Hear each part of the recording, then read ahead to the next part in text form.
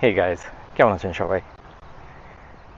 তো হাঁটতে বের হয়েছি, ভাবলাম আপনাদের সাথে একটু কথা বলি। তো আজকে আসলে খুব সুন্দর একটা দিন। রোদ ছিল না যখন হাঁটতে বের হয়েছি, এখন কিছুটা রোদ বের হয়েছে। তো সানগ্লাস সাথে আনা হয়নি, তাই হয়তো ক্যামেরার দিকে তাকাতে একটু কষ্ট হচ্ছে। তো এটা দেখে আবার ভাববেন না যে আমি খুব বিরক্ত হয়ে ভিডিওটা করছি, মোটেই তা না। আসলে আলো একটু বেশি, তাই অনেক ব্রাইট, তাই হয়তো ক্যামেরার দিকে তাকাতে একটু কষ্ট হচ্ছে। তো যাই হোক, তো আজকে আসলে যে বিষয়টা নিয়ে কথা বলতে চাচ্ছিলাম সেটা একটু একটু ডেলিকেট। তো ঠিক কীভাবে বললে আপনাদের কারো কষ্ট লাগবে না সেটা আমি চেষ্টা করব, কিন্তু যদি আমার বলায় তারপরেও কারোর মনে কোনো কষ্ট লাগে সেজন্য আমি আন্তরিকভাবে দুঃখিত। সেটা মোটেই আমার ইচ্ছা না, কিন্তু আবার এমন একটা বিষয় যেটা নিয়ে কথা না বললেও হয় না। কেন বলছি জানি না, আমার কাছে মনে হয়েছে যে কথা বলা উচিত শুধু সেই কারণে, ওরকম কোনো নির্দিষ্ট কোনো কারণ নেই।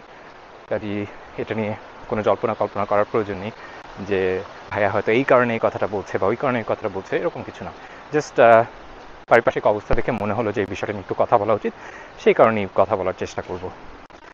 কতটুকু গুছিয়ে বলতে পারবো জানি না, তবে চেষ্টা করব।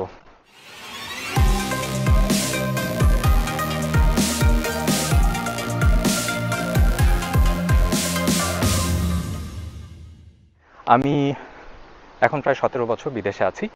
তো আমি দেশে যখন থাকতাম বা এখনও যখন দেশে আমাদের সমাজের দিকে তাকাই, একটা জিনিস যেটা দেখতে পাই, যে জিনিসটা আমার কাছে মনে হয় যে বিদেশে ভিন্ন।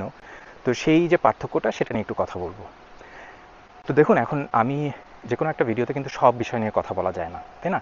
নির্দিষ্ট একটা বিষয় নিয়ে কথা বলতে গেলে এভাবে আবার চিন্তা করবেন না যে না, যেহেতু এটা নিয়ে কথা বলছি এবং এই ক্ষেত্রে যেহেতু আমাদের দেশ হয়তো এটা একটা আমাদের দেশের জন্য সমস্যা এবং বিদেশে আমি বলবো যে জিনিসটা একটু ভালো, তার মানে এই না যে আমি মনে করি যে আমাদের দেশে সব খারাপ এবং বিদেশে সব ভালো, মোটেই তাই না। তো ওরকম কোনো জল্পনা কল্পনা করার কোনো প্রয়োজন নেই, ঠিক আছে? খুব সহজভাবে চিন্তা করতে শিখুন, সব কিছু এত কঠিন পেঁচিয়ে ফেলার কোনো প্রয়োজন নেই। তো বিষয়টা হচ্ছে যে আমাদের মানুষের মধ্যে, আমাদের দেশে, আমাদের সমাজে একটা প্রবল প্রবণতা দেখা যায় যে মানুষের পিছনে তাদের সম্বন্ধে খারাপ কথা বলার। তো আমি যখন বিদেশে আসি এই জিনিসটা আমি আমি প্রথমে খেয়াল করিনি, পরে দেখলাম যে আসলে এই জিনিসটা মানুষ করে না বা অনেক কম করে। তো আমার কাছে জিনিসটা খুব ভালো লেগেছে। তো তো যেহেতু ভালো লেগেছে, সে তো আরও বেশি করে চোখে পড়ে যখন আমি দেখি যে আমাদের দেশে সেই প্রবণতাটা আগে হয়তো এত বেশি চোখে পড়তো না। তো এখন যখন দেখি তখন আসলে খুবই খারাপ লাগে যে আমরা কি নির্দ্বিধায় একদম মানে যেন এতে কোনো সমস্যাই নেই বা এটা খারাপ কিছুই না, মানুষের পিছনে তাদের সম্বন্ধে খারাপ কথা বলি। তো এই জিনিসটা আমরা যখন করি, যেহেতু আমরা করতে এত অভ্যস্ত হয়ে গেছি, আমাদের মাথায় এটা ক্লিক করে না যে আসলে আমি যে কাজটা করছি এটা খারাপ। তো এই জিনিসটা, একটা জিনিস আপনাদেরকে আমি বলতে চাচ্ছিলাম, এই জিনিসটা আসলে আমাদের একটা সামাজিক ব্যাধি হয়ে গেছে এবং এটা থেকে আমাদের বেরিয়ে আসাটা খুব জরুরি। কেন? কারণ হচ্ছে যে এতে অনেক মানুষ কষ্ট পায়। দেখুন, আরেকজন মানুষকে কষ্ট দিয়ে আপনার কখনোই কোনো লাভ হবে না। এই জিনিসটা যদি আপনি না মানেন, তাহলে আসলে কোনো কিছুই, কোনো কিছু নিয়ে কোনো কথা বলে আসলে আমার মনে হয় যে কোনো মানে হয় না, একদমই অপ্রয়োজনীয়। তো আপনি যদি মানে যদি আপনার ইচ্ছা থাকে যে না আমি অন্য মানুষকে কষ্ট দেবো না, তো তাহলে এই জিনিসটা করা থামিয়ে দিন, ঠিক আছে? প্রথম কথা। দ্বিতীয় আরেকটা জিনিস যেটা আমাদের মধ্যে দেখা যায় সেটা হচ্ছে যে যখন কোনো একটা মানুষকে আমরা দেখি যে কিছু একটা করছে যেটা আমাদের চোখে ভুল। ও ওয়াও! আমার ক্যামেরার সামনে একটা ওকে, চলে গেছে। আম দ্বিতীয় আরেকটা জিনিস হচ্ছে যে আমরা যখন দেখি যে আরেকটা মানুষ একটা কিছু করছে যেটা খারাপ বা ভুল, আমাদের চোখে ভুল। দেখুন, আসলে খারাপ ভুল খুবই একটা আপেক্ষিক ব্যাপার। আপনি হয়তো মনে করেন যে না, আমি যেটা নিশ্চিতভাবে জানি যেটা খারাপ বা যেটা ভুল সেটাই সবার জন্য খারাপ বা সবার জন্য ভুল। তখন দেখুন, এভাবে যদি চিন্তা করেন তাহলে বাকি যারা মানুষ আছে তাদের চোখে যদি জিনিসটা ভিন্ন হয়, তাহলে আসলে আপনি ঠিক না সে ঠিক, তাই না? কাজে আমি যখন বলি যে একটা জিনিস খারাপ বা ভুল, আমি কখনোই এভাবে বলি না যে আমি নিশ্চিত জানি যে সেটাই খারাপ বা সেটাই ভুল। আমি বলি আমার মতে বা আমার চিন্তা ভাবনায় সেই জিনিসটা খারাপ বা কেন খারাপ সেটা বুঝে বলার চেষ্টা করি। সেটা পাশে রাখুন। আমি যেটা বলতে চাচ্ছিলাম যে যদি আপনার মনে হয় যে আরেকজন মানুষ একটা ভুল করছে, তো আপনি যদি তার উপকার করতে চান সত্যিকার অর্থে, তাহলে কিন্তু এটা একটু আপহিল রাস্তা, তাই একটু একটু হাঁপিয়ে যাচ্ছি কথা বলতে এবং একই সাথে আবার উপরে উঠতে। তো যাই হোক, যেটা বলছিলাম যে যদি আপনার তার উপকার করতে চান, যে না আমি তার ভুলটা ধরিয়ে দিই বা তার ত্রুটিটা ধরিয়ে দিই, তাহলে হয়তো সে সেটা এড়িয়ে চলতে পারবে বা সেটা ঠিক করে নিতে পারবে।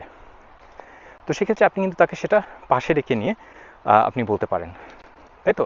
তো এই জিনিসটা আমি বিদেশে খেয়াল করেছি যে এটাই হয়, যখন আমি একটা কেউ একজন আমাকে বলতে চায় যে আমার একটা কোনো কিছু ভুল হচ্ছে বা খারাপ হচ্ছে বা যে কোনো ধরনের ক্রিটিসিজম, সে সেটা সরাসরি আমাকে বলে এবং বাকিদের সামনে বলে না, এবং সে নিশ্চিত করার চেষ্টা করে যে বাকিরা কেউ যাতে সেটা দেখতে না পায়।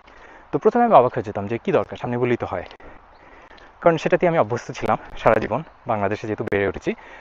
পরে আমি সেটা খেয়াল করে দেখলাম যে যখন সেটা হয় তখন আসলে আমি তার কাছ থেকে আরও বোঝার চেষ্টা করার একটা সুযোগ পাই যে আসলে আমার কী ভুলটা হয়েছে, কেন সে মনে করছে এটা ভুল, কীভাবে আমি ঠিক করতে পারি, এবং আমার তখন মনোযোগটা থাকে সেই ভুলটা বোঝায় এবং ঠিক করায়। কিন্তু যখন সেটা সবার সামনে হয় তখন আসলে আপনি এমন একটা পরিস্থিতিতে পড়ে যান যে আপনি খুব আনকমফোর্টেবল ফিল করেন ফার্স্ট অফ অল। তো আপনার মাথায় তখন প্রথম চিন্তা হচ্ছে যে সবাই কী মনে করছে, রাইট? তখন আপনি ডিফেন্সিভ হয়ে যাবেন ন্যাচারালি। তো এতে করে কিন্তু আপনার উপকার হচ্ছে না বা উপকার হওয়ার সুযোগ অনেক কমে যাচ্ছে। তো এই এই যে অভ্যাসটা আমাদের, এই অভ্যাসটা আমাদের বদলালে আমার মনে হয় যে সবার জন্য খুব ভালো হবে। যে হয়তো আরেকজনকে সাহায্য করতে যাচ্ছে সে আরও বেশি সাহায্য করতে পারবে, এবং যার হয়তো ত্রুটিটা হচ্ছে সে তার সেই ত্রুটিটা শুধরে নেওয়ার বা বোঝার সুযোগটা আরও অনেক বেড়ে যাবে, রাইট? তো তো এনিওয়ে, তো এই জিনিসটাই আসলে আমি আপনাদের সাথে একটু শেয়ার করতে চাচ্ছিলাম। তো আমি জানি না আপনারা বুঝতে পারলেন কিনা আমি কি বললাম। আশা করি বুঝতে পেরেছেন। যারা বুঝতে পেরেছেন চেষ্টা করুন এটা আপনাদের কার্যকলাপে জীবনে প্রতিনিয়ত প্রয়োগ করার। আর যারা বুঝতে পারেননি তারা ভিডিওটা আরেকবার দেখুন, বোঝার চেষ্টা করুন যদি আপনি বুঝতে চান। আর যদি সেটা না চান সেটাও ঠিক আছে। যেটা বলেছিলাম যে আমি যা বলি সবই ঠিক, আমি সেটা নিজেও কখনোই নিশ্চিতভাবে জানি না। আমার কাছে যেটা মনে হয় আমি বলার চেষ্টা করি এবং বুঝিয়ে বলার চেষ্টা করি যাতে আপনার কারণটা বুঝতে পারেন কেন আমি বলছি। আর তারপরে যদি এমন হয় যে আমি হয়তো আরও কিছু জিনিসপত্র চিন্তা করে দেখলাম যে হয়তো আমি যেটা আগে মনে করেছি সেটা হয়তো ঠিক না, সেরকম কিন্তু অনেক সময় হয়। আমি এখন যেটা বললাম সারা জীবন যে শুধু এটাই বিশ্বাস করব, এটাও কিন্তু বোকামি। কারণ অনেক সময় আমাদের চিন্তাভাবনায় ভুল থাকতে পারে, যেটা হয়তো পরবর্তীতে আমরা আরও কিছু জানি বা আরও কিছু দেখতে পাই বা আরও কিছু অভিজ্ঞতা হয়, সেখান থেকে আমরা সেটা হয়তো আরও ইমপ্রুভ করতে পারি, রাইট? তো সেই জন্যই আপনাদেরকে বলা। তো আপনারা হয়তো এখন অনেকে এটা জানেন না, তো তার মানে এই না যে আপনারা ধরে নেবেন না যে না, যেহেতু আপনি এটা জানেন না বা আমি যেটা বললাম সেটা মানেন না, কাজে অবশ্যই সেটা মানা যাবে না। এই রিজিডিটা, এই যে একটা স্টাবার্ননেস, এটা আসলে কখনোই আমাদের কোনো কাজে দেয় না। বরং সবসময় ফ্লেক্সিবল থাকার চেষ্টা করবেন, আরও বেশি জানার চেষ্টা করবেন, আরও বেশি বোঝার চেষ্টা করবেন, এবং তারপরে চিন্তা করে নিজেই ঠিক করে নেবার চেষ্টা করবেন যে আসলে কোনটা ভুল কোনটা ঠিক। সময়ের সাথে সাথে সেই ঠিক ভুলের যে বোঝার ক্ষমতাটা সেটাও হয়তো আপনার আরও বেড়ে যাবে। তো এখানে কিন্তু আমি একটা জিনিস যেটা চেষ্টা করেছি যে ধর্ম নিয়ে কিছু বলার চেষ্টা করিনি, কারণ হয়তো আপনারা অনেকে ধর্ম মানেন, অনেকে মানেন না। আমি মানি, এবং আমাদের ধর্মে পরিষ্কারভাবে বলা আছে যে মানুষের পিছনে তার সম্বন্ধে খারাপ বলা একটা বিশাল পাপ। কিন্তু তারপরও দেখা যায় যে মজার ব্যাপার হচ্ছে যে আমাদের দেশে মানুষ অন্য মানুষের ধর্ম ধর্ম বিষয়ে কি ভুল হচ্ছে বা সে কি খারাপ করছে সেই জিনিসটা তাদের পিছনে বলে। তো এটা খুবই হিপোক্রিটিক্যাল এই কারণে যে আপনি যে তার যে ভুলটা ধরছেন, যেটা ধর্মের চোখে আপনি বলছেন যে পাপ হচ্ছে, আপনি নিজে সেটা বলার সময় তো পাপ করছেন, কারণ আপনি তার পিছনে বলছেন, তাই না? আপনি যদি সেটা বলতে হয়, তার যদি আপনি উপকার করতে চান, তাহলে কি সরাসরি তাকে বলুন। তার পিছনে বলে বা অন্যদের সম্মুখে বলে আসলে কিন্তু আপনি তার উপকার করছেন না, তাই না? তো তাহলে কিন্তু সেখানে আপনার পাপ হয়ে যাচ্ছে। তার যদি সেই কাজটা করে পাপ হয়ও, তাতে কিন্তু আপনার পাপ করার কোনো সুযোগ নেই। মানে এমন না যে না, সেই যেহেতু পাপ করছে সেহেতু আমিও করতে পারি, আমার পাপটা তার পাপ দিয়ে কাটাকাটি হয়ে যাবে। এইভাবে কিন্তু ধর্ম কাজ করে না, তাই না? এটা হয়তো মানে শুনতে জানি না হাস্যকর লাগছে, কিন্তু আমার মনে হয় যে অনেকে এই সহজ জিনিসটাও চিন্তা করে দেখেন না যে আপনি যদি একটা পাপ করেন সেটার হিসাব সম্পূর্ণ আপনার। আরেকজন পাপ করছে কি করছে না তাতে আসলে আপনার কোনো লাভ ক্ষতি হবে না, তাই তো? আর যদি সেটা না মানেন সেটা আপনার ব্যাপার। আমি যতদূর বুঝি ধর্ম, তাতে আমি এটাই বুঝি।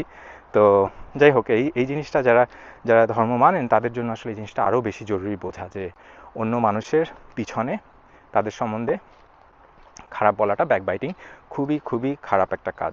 এবং এটার জন্য কিন্তু আপনার কোনো হাদিস মানার তো প্রয়োজন নেই। আপনি যদি কোরআন শরীফও না মানেন তাহলে আসলে কী ধর্ম মানেন, তাই না?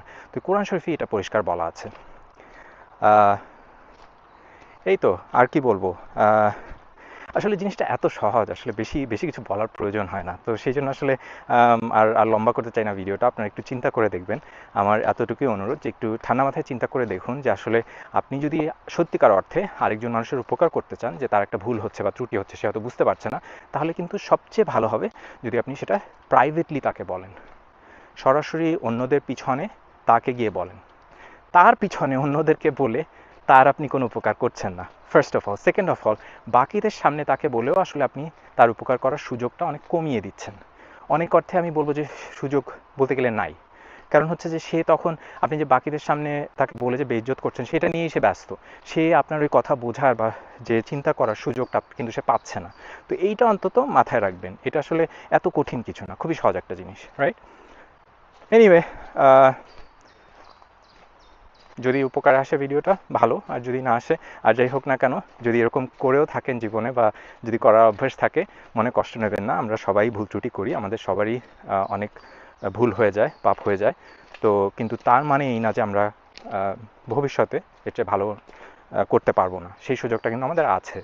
কাজে চেষ্টা করুন ভবিষ্যতে ভালো করার, এবং পিছনে যে ভুলগুলো হয়েছে সেগুলো নিয়ে চিন্তা করে সেখান থেকে শিখে সামনে কীভাবে আর ভালো করতে পারেন সেদিকে মনোযোগ দিন। বাই দ্য ওয়ে, আবারও যেটা বলেছি, আমি এখন আপনাকে একটা জিনিস বলছি যেটা আপনি হয়তো ভালো করতে পারেন, সেটা কিন্তু শুধু আপনার জন্য না, এটা আমার জন্য।